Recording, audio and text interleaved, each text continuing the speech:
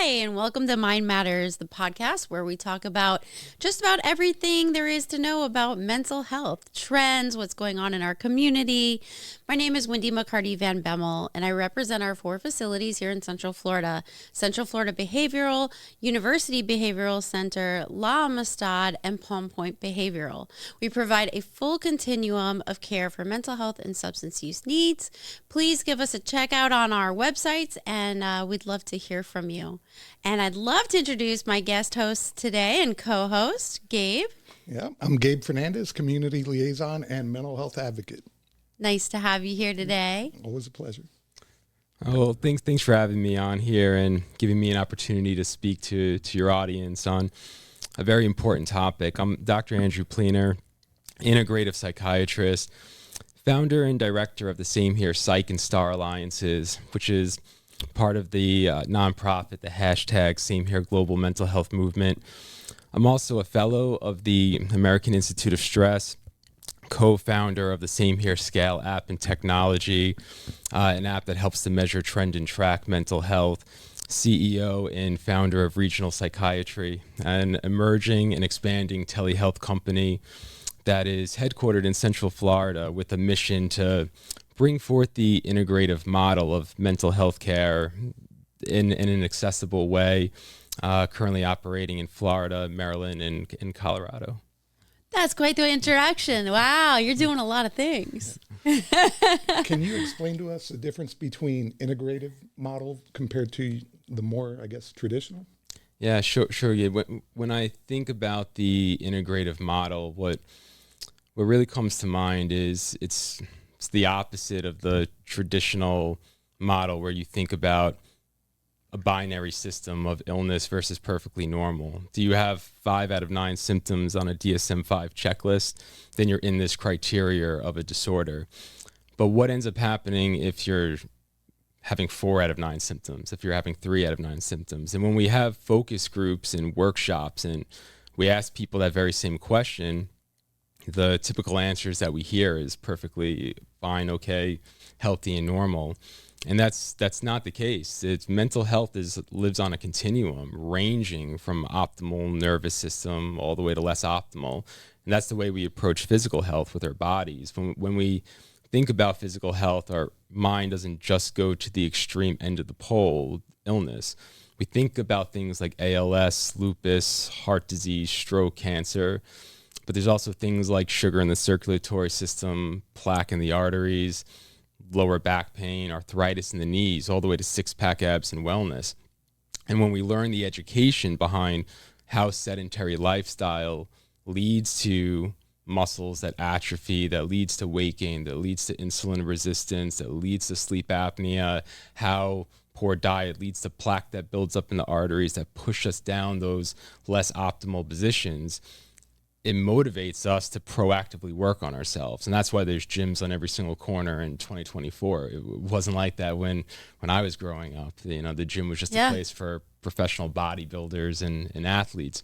And we learn about all these different combinations. You never just go to a gym and just do the tricep machine and nothing else, because what about biceps and abs and ellipticals and nutrition? So when you think about the integrative model, it brings that level of concept on the physical health to the mental health. And instead of looking at it as a binary system, we think about how challenging life events that we all go through, breakups, divorces, job losses, sickness of loved ones, the whole pandemic that we went through, and how do these things actually disrupt psychological processes, make us have ruminating thoughts, cognitive distortions, lack of psychological flexibility that, if left alone, leads to real physical manifestations, hormonal imbalances, inflammation in the cells, changes to the vagal nerves in the body that disrupts digestive rhythms, circadian rhythms, leading to malabsorptions and muscle tensions and chronic pain and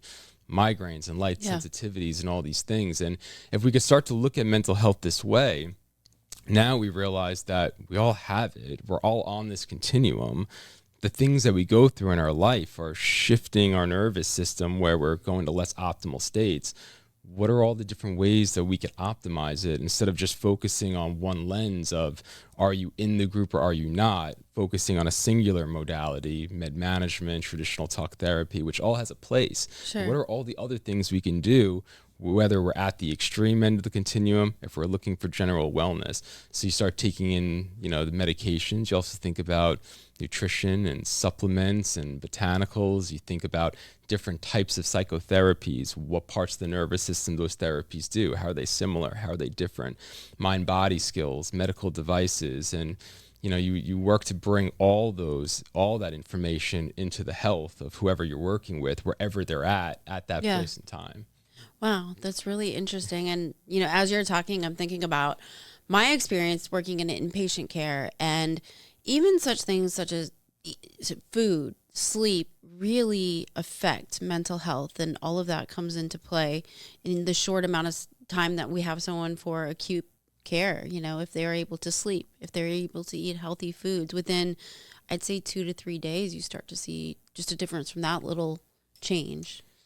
Yeah, my background of how I actually got into this place, it's reminding me when I'm hearing you say that. So my father was a functional family practice physician back in the 80s. That's so cool. He was ahead of his time. He was ahead of his time. Yeah. Right? That was looked at as a complete quackery type of a field. Can you tell us a little bit what that is, functional?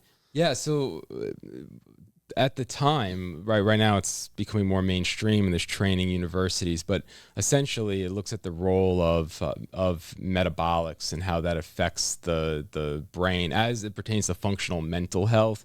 There's different approaches on internal medicine. My father was doing a lot of focus on the mental health sector, even though he was trained in family medicine. And people would come in that were overweight, and they would have high cholesterol, they would have high blood pressure, they would have sleep apnea, they would develop all these things, and they would come in on so many different medications to treat each one of those target areas. So they'd have several doctors, they'd be put on cholesterol lowering medication, and they'd be put on antihypertensives and type 2 diabetic medications, and today they would be using CPAP devices for sleep apnea. And he would always say, like, why aren't we coaching these people through lifestyle interventions and diets and nutrition and help them lose the weight and get better sleep and exercise? And as the weight would come down, I would notice that not only were a lot of their medications being lowered or removed, their mental health was getting better. Their depressive symptoms were improving. So it always made me wonder, like, what really is depression? Why is it that when somebody has a flu, you're feeling very malaise and fatigue and muscle aches? It's very similar to depressive symptoms. You get an autoimmune condition and you have a flare. You feel very anxious and on edge and jittery. That flare goes away, you're better. You take a Tylenol when you're sick, and you all of a sudden there's more clarity. There's nothing like having the flu, and then 3 days later you're like it's a whole new world again. You're like, oh my goodness, being outside and not feeling, nauseous. It's the best feeling in the world, and you forget that. So I get that correlation. And it wasn't always looked at that way. Chronic fatigue syndrome is this strange phenomenon where somebody that was overworked would start developing intestinal symptoms, malaise, fatigue, bloating. All these symptoms was just diagnosed as this entity called chronic fatigue, and now they're looking at this as a low-grade inflammatory process. They call it myalgic encephalopathy. Some people refer to it as post-viral fatigue. We look at the effects of things like long COVID or mono, and you have persistent Epstein-Barr virus. What happens when you're having low-grade fever, low-grade inflammation? Not enough where it shows up on a thermometer, but enough. Can we talk a little bit about inflammation? Because I've been reading a lot of articles lately about how inflammation can affect your mental health and disease and everything else. Yeah, it's to simplify and conceptualize that the brain is electrical. When we have stressful thinking patterns and you put an EEG on the brain that's actually recording brain patterns, you're going to see these rapid spikes with not a lot of gaps in between. And when we're resting and when we're sleeping, you're going to see these big natural gaps. We call them delta waves when we're actually falling Okay. asleep. We're having a conversation right now. We would be seeing these rapid spike beta waves. And electrical patterns tell things what to do. It's when you take a key fob and you double click on your car, you're sending in a pattern of a wave with a receptor on that car that's waiting for that specific pattern. And when it gets that right combination, it told the car what to do. Unlock the door, start the engine. My key will not activate your car. It will not recognize my pattern. There's a specific receptor. Well, the brain activities work similar. When we are producing these higher electrical patterns, we're activating parts of the nervous system that mobilize us and get us heart rate up, knots in the stomach, adrenaline through the veins. Other patterns activate the vagal systems that slow things down. And when we go through traumas and we're more likely activating higher frequency states, you think of anything that's electrical that's using a lot of patterns like that, whether it's a cell phone, whether it's a computer. What happens when it's used too much? It gets hot, it overheats, apps don't work, things start to crash, the body doesn't function as much. What happens when our muscles are very tense all the time and we're creating friction and we're getting heat that dissipates from that? What's the long-term effect of chronic cortisol levels from being in too much stress? In the beginning, it has a little bit of an anti-inflammatory effect, but the long term of that is it's very pro-inflammatory. And when we start getting into a systemic inflammatory state, enzymes don't work, the ability to synthesize serotonin breaks down. A lot of the things that you need to repair yourself ends up not working the right way. You get bacterial overgrowths in the intestines, you get pores that develop. That's this whole leaky gut phenomenon. And it all in all, it just impacts our ability to think, feel, function, and perform. Yeah, that's so true. There's so many pieces that go into it that you don't really think about, but you don't feel well. And I think a lot of times people think of mental health, and this is partly stigma too, is that I either have it or I don't. You either diagnose me as depressed, and that's what I am for the rest of my life because I have that DSM diagnosis. But there's so many other things that are falling into place too. And like you said, it's a spectrum. I think that's the most impactful part of understanding the mind-body connection, the integrative model, the psychoneuroimmunological pathways, is that it takes away this, why am I feeling this way, towards, like it makes sense. I've been through chronic states of anxiety at a younger age. No one educated me on the effects of what that was doing to me. I pushed through it every single day that goes by, but the accumulation of that stress and trauma is very similar to the accumulation of plaque that builds up in the arteries. And the reason why we're not feeling well is a result of all these changes in our body and disruptive metabolics and inflammatory effects. And once we understand that, now it's, I know every bit of instinct is telling us, what can I do to feel better?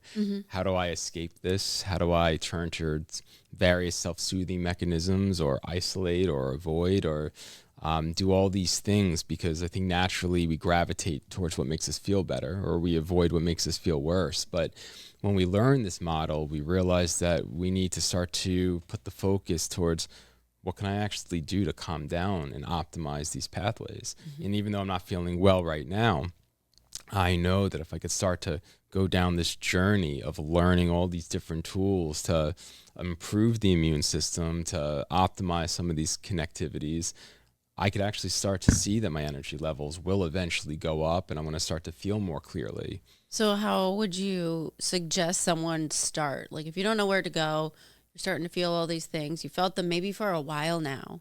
And you may have even gone to the doctor for them. Like, where do you begin? There's a lot of resources online. I mean, there's a lot of different theories that simplify the explanation. One of the theories that actually really resonates with me, that helps put together the connections between mind, body, and how this works, is there's something called the Polyvagal Theory, and it was founded by Dr. Stephen Porges in 1994, and he talks about the relationships between the basic nervous system structures, the mobilization system, which we call sympathetic, and then the rest and digest response that calms the body down, called parasympathetic. But that parasympathetic is predominantly run by the vagus nerve. That's why it's called polyvagal theory. Largest nerve in the body, Okay. cranial nerve 10, and it runs from the medulla of the brain, innervates the mouth, the throat, the heart, the lungs, the gut. And its mission is to slow everything down, make our breathing go down, make our heart rate go down, improve digestion, increase appetite. And there's balance between that vagal system and the sympathetic system. And when there's balance, we have the ability to vacillate towards responding to a threatening condition, getting our heart rate up, running to safety or fighting if we needed to, but then also being able to come back down where we're able to sit down and have a conversation right now. And it also allows us to form social bonds and community. If you take a child and you put an object on a table and you put your hand out, that child who knows nothing about the world will pick up that object and put it into your hand, not because they understood the instructions, but because they wanted to connect. They got a feeling when they locked eyes with you, and we were operating as a we for a minute, and not an I and they. They don't know that nerves in the system are changing and growing. They just feel that there's something right here, and That's they start kinda cool. mimicking. Yeah. They start smiling. Yeah. And, you know, as powerful as connection actually is, disconnection is equally devastating. When we start to feel rejected and not part of the group, or when we start to go through enough traumas in our life where the algorithms in our brain keep perceiving things not to be safe and to be future threats, then we start putting too much stimulation into the sympathetic system. That vagal system over time becomes deemed less necessary because the brain starts thinking it's more important to mobilize than it is to slow down. So architecture starts to change, and the polyvagal system shows how life experiences and interactions from younger age, and the brain not having a delete button, changes our senses of what's safe and what's not safe, and the body starts prioritizing a mobilization system. Similar to how if you only worked on your biceps every single day, your biceps would get bigger. If you ignored your abs will get smaller. Or if you were blind, your hearing would start to get better over time. The nervous system is always shifting. That's why if you patch your left eye and you just kept it that way for months to years, that eye will eventually start to be deemed less needed and will get weaker and weaker and weaker. You'll eventually go blind. It's called neglect, and the other eye gets stronger. So as we start to perceive a life of stress, it only makes sense that the body starts shifting architecturally to make us more in a mobilized state. And all of a sudden our instincts begin to change, because now stressful events last longer from an anxiety standpoint. There's less balance. We feel more dysregulated, but it doesn't go away in 5 minutes. It might take, Because you're holding it in your body. you're holding it in your body, but there's less balance. You almost think of it as you've got a system that mobilizes you, and it's being tug of warred down the opposite way by something that's bringing you down. But over the course of time, the system that is slowing everything down gets weaker, like a muscle that's not being used, and the other system's getting more developed, like a tree that's being watered and grows. And that becomes your norm. So you're more likely to have an exaggerated mobilization response that lasts longer. And now things start to seem a little bit more threatening. The ability to experience that and not have it go away is deemed overwhelming. So instincts start to change. You might not want to make eye contact with your teachers anymore. You might want to sit in the back of the class. You might not want to go to school. You might want to say, if only I looked this way, dressed this way, say these things, act this way, then I'm not going to experience that disconnection. So I think anybody that wants to take an early dive into some of the mind body, there's good resources online about that. I know in the past we've talked about some STAR exercises. Yeah. Can you tell us a little bit more about that? Yeah, so within the nonprofit hashtag Same Here Global Mental Health Movement, Same here. Same here. The logo is the ASL sign for same here. It's a thumb to the chest, pinky cool. pointing out. It means I you love and I, that. we're the same. We're not the same because we've been through the same experience. We're not the same because we have the same struggle, but we're the same because we're all human beings with similar nervous systems that are impacted by challenging life events that we all go through, that we could relate to each other despite their differences. So the mission of the nonprofit, which then ties into STAR and the STAR exercises, is to combat this trend of awareness of mental health keeps going up. More awareness in 2024 than there's ever been in the history of our planet. Absolutely. So then why is the rates of mental illness, the rates of suicide, the rates of overdose, the rates of homelessness, why are all these things going up every single year? You're right. You would expect it to be the opposite. We're talking about it more. But what we realize is that what we're talking about is the extreme end of the pole. We're still living in a reactive model. We're waiting and waiting and waiting. You're either in the illness group or you're perfectly fine, okay, and normal. And then once you're in that part, then you react. And that's why the stats are going up, because we're living in a time where there's more social media, there's more stressors, there's more things that are going to impact our nervous system that we're dealing with. And if we're not being preventative and proactive, then we're going to continue to see stats go up because we're just waiting. So the mission of the nonprofit is not to say this is 1 in 5 people that have mental illness, let's stop the stigma. We're saying, no, mental health is 5 in 5. We all have mental health. It lives across the continuum. We're all the same, you and I. So the organization was started by Eric Hewson, the former chief revenue officer of the Florida Panthers hockey team.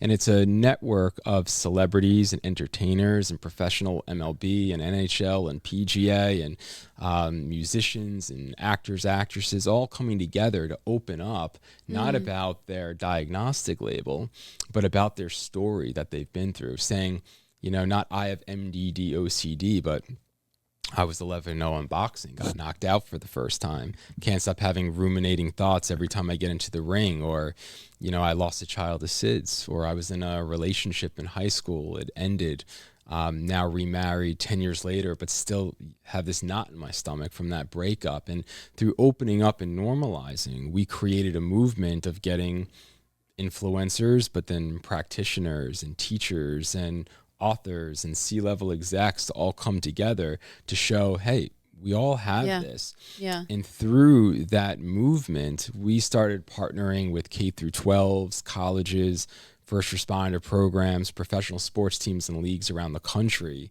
all getting people to open up about vulnerability. So from there, it was my mission to show the science behind how that vulnerability impacts our brain and our body, because that's what got us all to a proactive level in physical health. Yeah. When I was a kid growing up, there weren't gyms on every corner. People ate whatever they wanted. They let this weight accumulate. The ones that gained weight assumed it was genetic because their friends were eating the same foods and they weren't gaining the weight. And then when they would develop this thing called a heart attack or a stroke, they would see a doctor, get put on a prescription, and at the time, physical health was a topic of importance just for illness. Yeah. And then with all this education, we all started to become proud of our bodies and our health. And it doesn't matter where we are on the continuum, where there's organic sections in grocery stores, we're learning about all these things. So it became the education that changed that paradigm.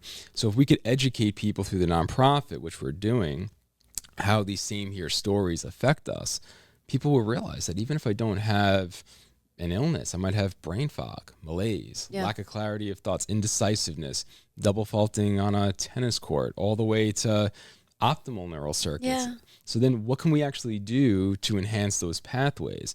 That led to this idea of STAR, which is, we call it a gym for the brain. STAR is an acronym that stands for stress and trauma, active release and rewiring exercises. And we put together networks of inventors, influencers and researchers behind all these different non-medication healing modalities, inventors of ACT therapy, brain spotting, accelerated resolution therapy, leaders of TRE and EFT, neurofeedback, alpha stim, robust network on the website that could be checked out. But the idea was not to bring awareness to the inventor, to bring awareness to the modality. Because you think about your body, you've got all these different options to choose from. You know, I might prefer push-ups, you might prefer bench press, I might get bored of push-ups. And I know exactly what that modality does. There's a label on the gym that says this is working on pectoral muscles, but that device over there is working on the biceps. So similarly, what does breathing do on the vagus nerve? What does tapping do on meridian points? What does havening do on dampening the amygdala that lowers cortisol levels? How does that affect the polyvagal concept, the immunology pathway of inflammation? So we started to bring these resources to the schools, to the corporate companies that we partner with. Is there any, sorry, I don't mean to interrupt you. Is there anything on your website that shows what these exercises are? Yeah, so if you go, there's a couple of ways to get access to those. One is through the nonprofit. You can click on the Star Alliance at the top, and when you scroll down, you'll see all these different modalities. You'll see the inventors, head researchers behind them. But if you click on any one of them, you can get information for the bio of the practitioner that developed it. That's really cool. The theoretical science on what the modality does, and then tutorials or resources to how to do it. So you can almost DIY your mental health on there. Exactly. And it's all with together science on an app as well. Yeah, so from the launch of that, we wanted to create a way to measure, track, and trend mental health in a way that covered a whole continuum. If you think about how we do it with our bodies, we don't just screen ourselves for cardiovascular disease or not. That's an important tool, right? But so is stepping on a scale for your weight. That's more general. Are you going in the right direction, or are you going in the wrong direction? We would never step on a scale that said obese or not obese. I want to know all the values in between. Am I 165 pounds going to 180 to 190? Am I getting less? Same with the thermometer that checks temperature. So we developed a scale that shows, are you going in the right direction or the wrong direction? That covers a whole continuum, that follows polyvagal science, that gives explanations, and it could be downloaded on both Android and iOS, and it's being adopted by a lot of the programs within the nonprofit. And then through putting in data points of your position on that scale, it asks questions about what are some of the things that are going on in your life that's contributing to your position. Breakups, divorces, job losses, not making the sports team, have to relocate the house, where you could start to see trends when we graph it to show as we go through challenging events, our mental health shifts to less optimal places, motivating the person to do something about it. And then we offer different STAR exercises. Some are free, some are upselled in the app, where there's tutorials on how to do it, and then it pairs it to movement. So you could start to see what actually works for you. For one individual, it might be breath work. Another one, it might be tapping. It might change based on what's going on in your life. And as we're developing out machine learning capabilities, the goal is to be able to say, hey, you've shifted 3 times to the right in a similar pattern than you once did in the past. Yeah. It was EFT tapping mixed with CBT therapy that really helped you. You should maybe take a look at this, or click here to learn a little bit why this is actually working and helping. We partnered with Maryland University Integrative Health, and they're their largest master's coaching program in the United States. And we put together a STAR certification course, 16 hours, with a lot of the thought leaders in the space. The inventor of the Polyvagal Theory contributed to it. Vincent Folletti, that chaired the ACE study, Adverse Childhood Experiences. And then we brought in all these different inventors and thought leaders. Once we shared foundational overview of brain-body connection, then it's why does modality A work and how to do it, brought to you by one of the gurus in that space. And that's something that a lot of the professionals and teachers and everyday people are taking just to learn more and learn about the options. And it's kind of an intro level to that. That's really, really interesting.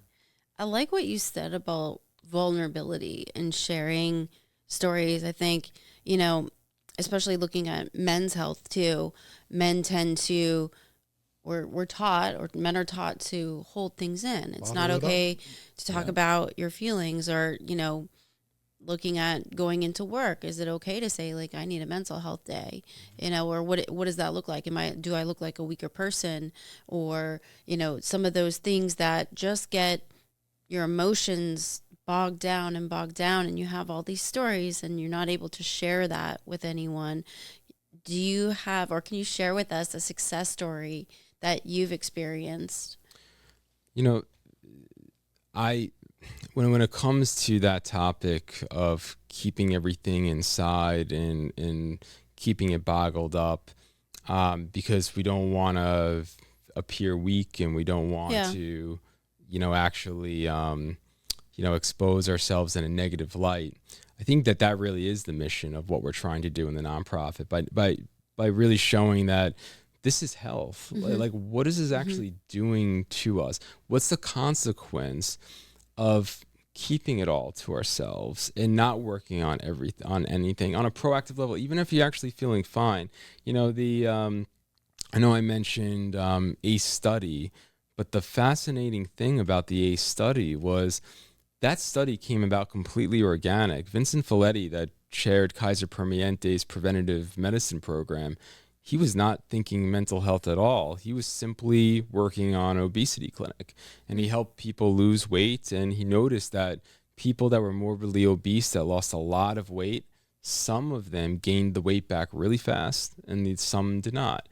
And that sparked interest. Why are some gaining it back quick and some are not? And through investigating the ones that gained it back quickly, he found that at a disproportionate rate, they had been through some or many adverse childhood experiences. And it wasn't over the top things. It wasn't just hostage situation. It Sure. was, father was an alcoholic, had to relocate the house, experienced some abuse growing up. There was, sickness of a loved one, loss of a loved one. It was relatable things. And then started to find that there was other things beyond just the weight. There was increase of autoimmune conditions, increase in sugar problems, increase in heart disease, increase in stroke, increase in cancer, immunocompromisation. That led to the ACE study, which is they took all these people, some had one, some or many ACEs, compared to a group that didn't, followed up for 20 years, about 20,000 people in the study. And it showed that even in the group that had the ACEs, even if you never developed a DSM-5 mental illness or never turned to a single drug or alcohol, you were still at higher risk of developing all those medical complications, because those events changed the way we perceived ourselves, perceived the world around us. We were more likely to have automatic, stressful thinking patterns. Ambulance goes by. If you have a sibling that has an illness, you are more likely to have an automatic thought, is that going to my house, instead of the other 20,000 possibilities? Or is that phone the doctor telling me that the stage 4 came back, instead of, is that my friend that wants to watch the sports game with me? And the idea is that if we can start to learn that we shouldn't be holding on to these things, even if it's not about preventing mental illness, even if it's about just improving health, that's the idea that we have to work towards. In the nonprofit, through my personal work as a clinician, I've seen amazing transformations time over time. As far as getting like long-term medical improvements, the longer you work with somebody, the more you start to see that over time. Yeah. But I think that the one thing I've aimed to inspire others to think about is that we are not locked in to something. We're on a continuum that's fluid. Physical health is the same way. If you have sleep apnea or type 2 diabetes, and all of a sudden you change your lifestyle and lose weight and you become less insulin resistant and you're sleeping better, you're not somebody that has sleep apnea or type 2 diabetes anymore. You did at that point in time. And if you develop maladaptive strategies again, it will come back. And, some people have better genetics than others, but we're all on the same journey, right? I could play baseball and pitch and get Tommy John surgery after a few innings, and somebody else can go 10 years and then get injured, or somebody might actually just be born with weakness in that ligament, but we all know that that strain is actually there. So I think if we can inspire people to know that you're not locked in, things can become optimal, and get them to buy in to the integrative model, you're going to see tremendous improvements. And before we potentially switch topics, I do want to say that the founder of Same Here Global, and even me, myself, in personal experience, have seen transformations through this model. The founder of Same Here, it came about, he had a brother that had been through cancer from the time he was a child and was in a coma and developed septic shock. And there was just recurrent event, one after another. And he was a top-notch athlete and a Ivy League student and a sports exec, and he figured that there was nothing wrong with him. It was his brother that had gone through all of these things, and he couldn't understand why during his tenure with the Florida Panthers, his brain and his body shut down on him. He couldn't have any original thoughts enter his mind. He couldn't remember the names of his family members. He completely shut down and went a 2.5-year span with no energy and tried on all these different psychotropic combinations and kept thinking that this was just a genetic thing. And then he started to learn about this whole integrative model, continued on medication management, but incorporated all these other modalities into his healing. And it was really the combination that changed his life. And the idea of the nonprofit was just to get that word out there. It started with a shared story that ended up getting read 150,000 times within a couple of days. And that's it so just powerful. led to people wanting to get involved. That's really, really cool. Yeah. I think integrative approach is definitely getting a lot more attention, whether it's looking at cancer, looking at mental health, looking at our sugar intake, our screen time. I mean, it's part of our entire lives, especially our kids too, growing up in a different world than I grew up in. And how do you navigate that and all those stressors and the screens wanting to look a certain way and be a certain thing and measure yourself against other people. There's a lot going on in the world today. Yeah.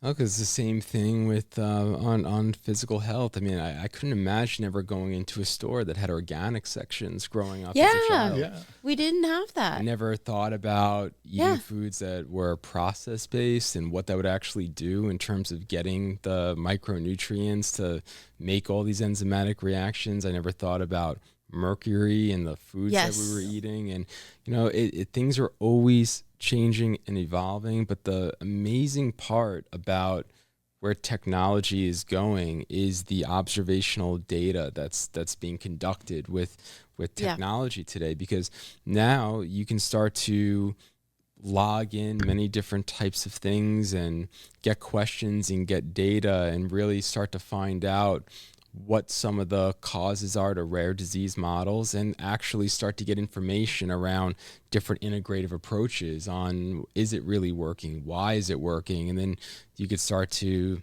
develop more grants to fund these research trials. It's really exciting. Yeah. Well, thank you so much for sharing with us today. And I learned a lot. And I think what you're doing is absolutely amazing. If someone's listening today, where can they find your information? Yeah, so anybody can go on Same Here Global, go to the psych directory. My information's there. Anybody can find me on LinkedIn. Regional psychiatry is a telehealth model where we're actually integrating all these services. So we just brought on an Olympic gold medalist who won a gold medal for USA Swimming. She's a national speaker, STAR certified in all these mind-body skills. We're getting the therapies, different types of therapies. And the idea is that rather than focusing on just one treatment approach, we're working on a way of getting people to navigate through an ecosystem of different therapies, working on different circuits, using tech technology to measure, track, and trend and find out what actually works for the individual over time that they can then take with them wherever they go and develop a toolbox. So whether it's through Facebook, LinkedIn, reaching out through the clinic, I'm an open book. So one last question for you, Dr. Pleener. What does hope look like for you? I think hope for me is a world where we're actually seeing people coming together around this topic, because I truly believe that mental health is one of, if not the most important topic that's going on right now. When you start thinking about how it's affecting our ability to work, perform, addictions, the illnesses, and we're only living in a tech era that's getting faster and faster.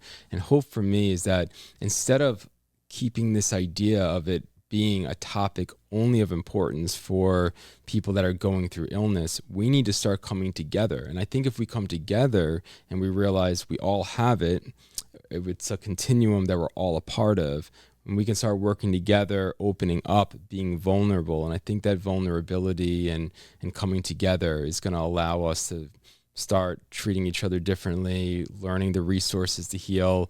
And I think it's going to make a big difference in the way we grow as a society, the way we interact with our families, the way we take care of ourselves. So, yeah, thank you for sharing that message. I know when we first connected, it really resonated with me that we all, kind of share this. So that's why I love saying Yeah, I love that. And human connection. We have more alike with each other than we do differ. Yeah. Mm-hmm. And coming together on that grand scale, I think, is really important and unites us in a really special way. Well, thank you so much for being here with us today. It's been lovely talking to you, and we've learned a lot. If you're watching us at home today and you'd like more information, you can look on our websites, or you can look for Dr. Pleener's information on social media. Thank you so much for joining us today, and we wish you very good health and a wonderful day. Thank you.